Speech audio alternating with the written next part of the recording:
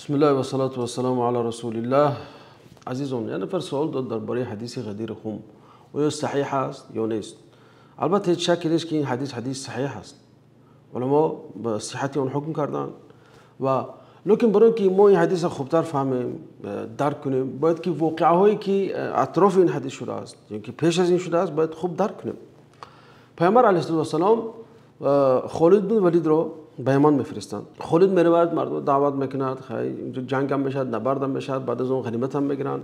بعد غنیمت گرفتن به پیامبر علیه السلام نامه مینویسد، میگه که پیامبر برای ما نفر رو فرست که برای ما همین مالهایی که غنیمت گرفتیم تخمیس کند، یعنی که تقسیم کند. تخمیس یعنی که 5 یکی تقسیم کردن است. پیامبر علیه السلام علی ابن ابی طالب رضی الله عنه رو میفرستند. میگن که ولی پیامبر در مدینه بودن، میگن که تو یمن میروی مالها رو تقسیم میکنی، بعد میای در مکه با هم وا میخریم، چون که اون سال حجی وداع بود، سال حجی پیامبر علیه السلام.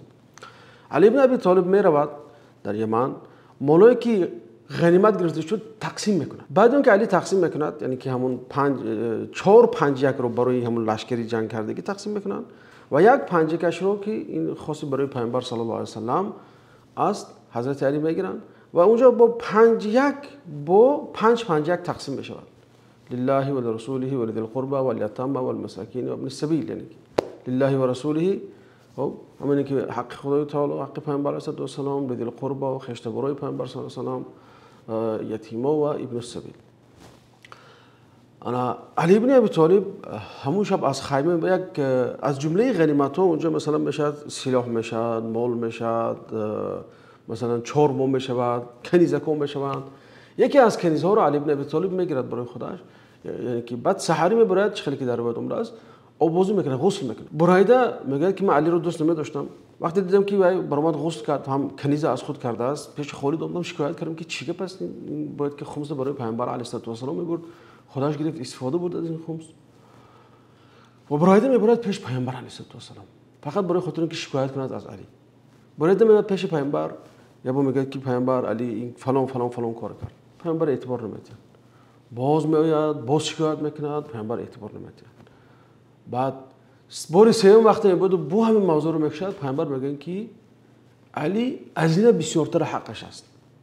خمس مال علی هست، چون که علی از جمله اهل بیت است و از سادات اهل بیت است، خیلی که عباس ابن عبدالمطلب از سادات اهل بیت است، علی ابن ابی طالب نیست. خب مثلا میگذارد.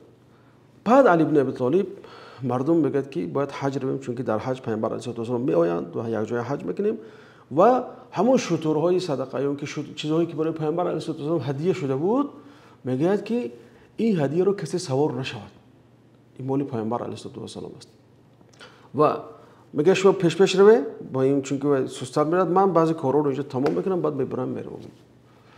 اون مردم که با همون مال و کالایی که باید به پیامبر هدیه میشد، یا اینکه مالای خمسی که خاص پیامبر علیه السلام گرفته برآمده بودن، بعضیش در راه مثلا برای اینکه به حج رسند شتراشون عوض کردن، شتر خودشون مونده شد، بالای شتر صدقه شدن تا اینکه یعنی که شتر مونده نشد و اینا، اون تیسر مقصد حج کنن. بعدشون تا همون لباسا رو استفاده بردن و حضرت علی وقتی از قفا اومد رسیدن دیدن که مردم این حالات میگن، یعنی که شتری که باید سوار نمیشدن، لباسایی که باید نمیپوشیدن پوشیدن. گفتن چی شد، چرا پوشیدید؟ خیلی تعنیف کردن، خیلی ملامت و سرزنششون کردن. باز این چیز اونها نفارید. باز خیلی که ابو سعید خدری میگه که آمدن نظر پیامبر علیه السلام شکایت کردن. پیامبر خیلی طبق عادت است اول اعتبار ندادن، یعنی که وقتی خود اعتبار دادنش معنیش بود که پیامبر این خبر معقول نیست.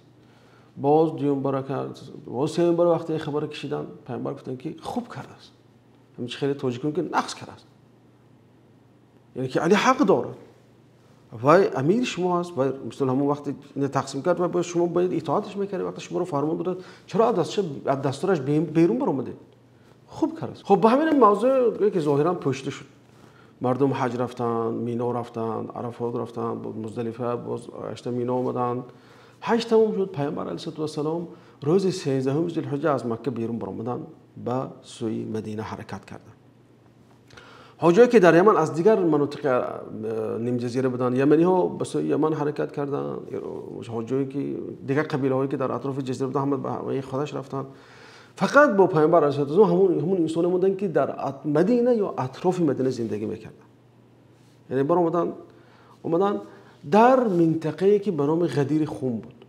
غدیر خم دوستو تقریبا اگر راهی مکه و مدینه 430 کیلومتر باشد، 270 کیلومتر دورتر از مکه و از مدینه باشد 100 تقریبا 50 کیلومتر است. خیلی است در همین منطقه جاگیر است، یعنی که تقریبا میتونم گفت که بین مکه و مدینه است تقریبا. این خریطه که دیدی شده همون تقریبا منطقه غدیر خم است که بین مکه و مدینه قرار دارد. و اونجا اصلا جایی چی بود؟ خودی معنای غدیر یک جایی کی است که اونجا آب سیل جمع میشود، اینکه تقریبا معنای حوض میگیم تاجیکی. اونجا مثلا راهگذرها میشتن، مثلا یاشون سیراب میکردن، شتراشون آب مینوشید، خودشون آب میگرفتن. با اونجا درختها بود، گیاها بود، زیر اون گیاها در سایگی مینشستن.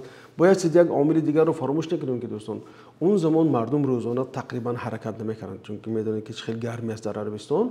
اونها حرکتشون همیشه شب بود، شبانه بسیارتر حرکت میکردن. بعد از تقریبا نمازهای عصر حرکت میکردن تا نماز بامداد.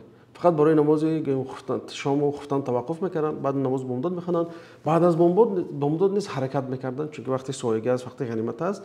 بعد وقتی که آفتاب گرم شوی رو شروع میکرد، بعد همون خیمه‌چه‌های خودشون می‌زدن یا اینکه زیرا یگان درختایی که میرفتن دم میگرفتن روزانه همون وقتی گرمی آفتاب، بعد با حرکت میکردن. این چنین وقتی در غدیر بودن، در همه حالتی که مردم قرار داشتن، پیامبر نماز پیشین را خوندن و مردم فریاد کردن، گفتن که خب بعد از نماز گفتن که مردم من شما رو میخوام که دو ثقل بزرگ رو برای شما یادآور کنم، یعنی که من برای شما دو یادگار گذاشته میروم. اون یادگار رو باید شما حمایت کنید و اون یادگار رو باید ارج گذارید. یکمش این کتاب الله تعالی است که در حدیث زید بن ارقم از در مسلم اومده است، گفتن که این کتاب الله است. کتاب الله را با اون پابند شوید، چنگ زنید، دستورالعمل حیات خود قرار دهید. و دومین چیزی که من شما رو برای شما یادگار میگذارم این اهل بیت من هستند. بعد عباره اذکرکم الله فی اهل بیتی، سه بار گفتن اذکرکم الله فی اهل بیتی، اذکرکم الله فی اهل بیتی، سه بار همین جمله رو تاکید کردن. یعنی که من شما رو تاکید میکنم که خدا رو نسبت اهل بیت من رعایت کنید، یعنی که حرمت آنها رو، احترام آنها رو، به آنها ظلم نکنید، آنها رو در حقشون ناحقی نکنید، احترامشون رو به جا بیارید. خب بعد اون که یعنی که به شکل عام دعوت به احترامی خاندان خودشون کردن، نمونه از خاندان خودشون علی بود در نظرشون گرفتن، دست علی رو بالا کردن، گفتن که من کنت مولا فعلی مولا. بعضی روایت ها میگن که پیامبر علیه السلام گفتن که الله تعالی مولای من است و من مولای مؤمنان هستم. بعد هم میگن که من کنت مولا فهذا علی مولاه، یعنی کسی که من مولای او باشم الله تعالی، کسی که من مولای او باشم علی مولای او هست. خب اینجا البته در تفسیر کلمه مولا بین سنی ها و بین شیعه ها کشمکش های زیاد از موجود در اومدن نمیخوایم، چون که این مسئله اینم به خودش دلیل میاره، اینش هم به خودش دلیل میاره، کشمکش های زیادی داره. فقط میخوایم بگیم که مولا 17 معنا دارد، در زبان عربی به 17 معنا استفاده میشود و میشد که به قرینه ای که یعنی که از همون رویش جمله میتونیم که مولا رو اینجا تفسیر کنیم. چون که پیامبر علیه السلام وقتی گفتن که من کنت مولاه فهذا علی مولاه، گفتن که اللهم والی من والاه و عادی من عادا. یعنی که اینجا یعنی که گویا که پیامبر کلمه مولا رو تفسیر کردن، گفتن که پیام خدایا هر کسی که علی رو دوست می‌داره دوست داره، هر کسی که دشمنی میکنه باید دشمنی کن. یعنی ببینید اینجا کلمه مولا یعنی به معنای چی است؟ دوست داشتن. چون که در اون دو واقعی که شد، وقتی برایده آمد شکایت کرد و خیلی ابو سعید خدری هم گفت که رفتن مردم شکایت کردن، مثلا خالد هم شکایت کرد از علی، پیامبر علیه السلام خواستن که این مسئله در داخل مدینه مورد، چون که مردم اینجا واقع در یمن شده است، یعنی که حاجی هایی که از بادی آمدن به این کار علاقمندی ندارن. اگر این چیز مثلا حدیث پیامبر جانشین بیان کرده میشد، البته در عرفات میگفتن که از همه جمع کلان بزرگی صحابه اونجا جمع شدیم که تقریبا 100,000 زیاد صحابه بود، لیکن اینهایی که مدینه میومدن عددشون شاید که 10,000 بود، 15,000 بود. یعنی که اگر این مسئله تعلق به دین و دینداری می داشت، که تعلق به اصل ایمان می داشت و جانشینی پیامبر می داشت، پیامبر عرفات رو گذاشته اومده در غدیر خم که فقط این رهگذری اهل مدینه و قبیله‌های اطراف از این مسئله رو مطرح نمی‌کردن، در اونجا مطرح می‌کردن در عرفات. یعنی خب یعنی که از همین سیاق و روش جمله معلوم شد که پیامبر علیه السلام می‌خواستن که به علی دشمنی نکنید. چرا؟ علی مثلا حق بود، همون چی در مسئله خمس کردنش چی، در مسئله که شما رو منع کرد و شما رو سرزنش کرد، به خاطر خدا کرد و چیزا، به خاطر اون که شما از دستورش بیرون آمدید. خلاصه داستان غدیر خم همین است دوستان. خلاصه پیامبر علیه السلام می‌خواستن که فضیلت علی رو اینجا آشکار کنن، یعنی که اونهایی که اومدن شکایت کردن، اونهایی که مثلا تا برایده گفتن که لا تبغضه گفتن و بعد نبین لا تبغضه، یعنی اینجا اشاره پیامبر علیه السلام به اون است که باید که هر یک مسلمان علی را دوست داره. تا در حدیثی است که پیامبر گفتن که نشانه ایمان دوست داشتن علی است، نشانه نفاق بعد دیدن علی است. ورود این حدیث دلالت بر بزرگی حضرت علی میکنه. تا در رحبه در کوفه هم علی ابن ابی طالب وقتی دیدن که بعضی مردم از اون منحرف هستند، مثلا خوارج هم وقتی تکفیر کنی رو شروع کردن و حضرت علی رو تکفیر کردن و پیروان علی رو تکفیر کردن، علی ابن ابی طالب صحابه رو جمع کرد گفت که من شما رو به خدا قسم میدم کدام شما یاد دارید وقتی در غدیر خون بدیم پیامبر میگفت که من كنت مولاه فهذا علی مولاه، یعنی که فعلی مولاه. کدام شما حاضر بودید؟ اونجا چند صحابه خیلی گفت من حاضر بودم. ابو طفیل نیز همه حدیث جوار زید بن ارقم نیز آورده است. یعنی اونجا مردم گفتن که بله تو دوستی پیامبر هستی، دوستی خدا هستی، دوستی همه مؤمنان هستی. تا حتی بعضی روایت میگن که عمر بن الخطاب هم برآمد گفت که بخیل لك یا ابن ابی طالب اصبحت مولای و مولا کل مؤمنین. خوشا به حالت به بچه ابو طالب تو دیگر دوستی همه مؤمنان شدی و دوستی من و دوستی همه مؤمنان شدی. خلاصه یعنی که حضرت علی هیچگاه این رو به معنای جانشینی نیز استفاده نبردن.